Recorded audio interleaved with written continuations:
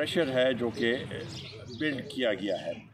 आप शुरू से देखें तो ये प्रेशर बिल्ड अप होता गया और ये उसका लॉन्ग मार्च जो है ये उसका एक अक्यूमुलेटिव इफ़ेक्ट होगा और वो एक आखिरी धक्का होगा।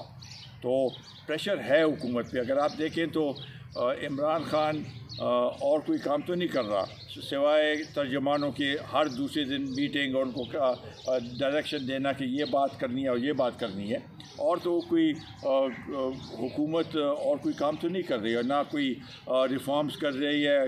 आवाम की जो मुश्किलात है, बेरोज़गारी, महंगाई, उस पर तो कोई उनके ऊपर कोई अमल दखल नहीं हो रहा। तो ये प्रेशर्स हैं इसके ऊपर, और ये प्रेशर इस हद तक बढ़ जाएगा कि फिर ये बरकरार नहीं रख सकेंगे। आप उसका देख लें, मिसाल मैं देता हूँ, ये चौधरी इफ्तिखार के उसका जब वो शुरू हुआ तो आखिरी नतीजा क्या निकला?